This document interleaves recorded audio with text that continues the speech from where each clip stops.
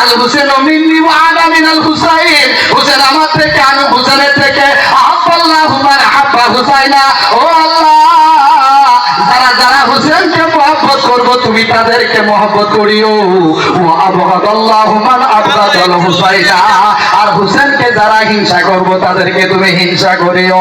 তাহলে বন্ধুরা, যারা আমরা 1 টাকা দিয়ে হুসেনের এই জশ্ন মানাইতাছি, যারা আমরা একটা খড়ি দিয়ে এই হুসেনকে এই কাজ করার সুযোগ হইতাছি, যারা আমরা মূল্যবান সময় দিয়ে এখানে বসে বসে হুসেনের তারিফ প্রশংসা শুনতেছি, তাহলে আমরা হুসেনকে ভালোবাসি না খারাপ বাসি? যেরকম ভালোবাসি, আরো জোরে বলতে হবে, ভালো পাই না খারাপ পাই?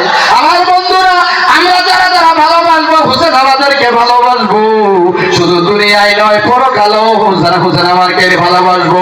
আমার বন্ধুরা, এইবার আসুন হুসেনের সম্পর্কে তো কিছু আলী হযরতে মুসলিমের আকিল বাবার সন্তানের ইতিহাস তো শুনলেন, আমি কিছুক্ষণ পরে হয়তো শেষ করে দেব, যেহেতু আকাশের গতিমতি ভালো না।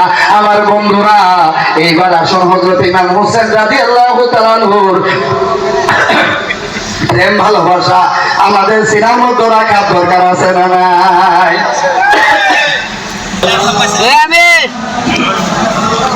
ওরে হুসেন জেসা শহীদ আজম, হুসেন জেসা শহীদ আজম, जहां में कोई हुआ नहीं है, सूरी के नीचे गला है लेकिन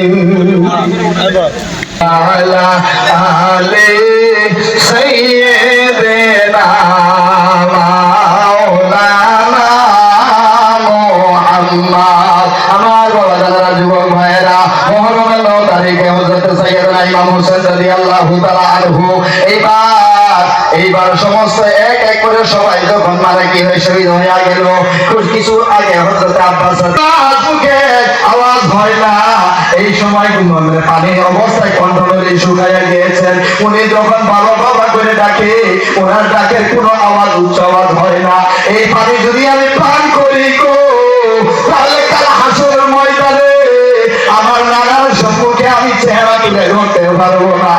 আমি এই কারবালার পানিকে আমি অগ্রাধিকার দিলাম না, আমি হাউজে কাউসারের পানি পান করবো। জোরে সুরে বলেন সুবহানাল্লাহ।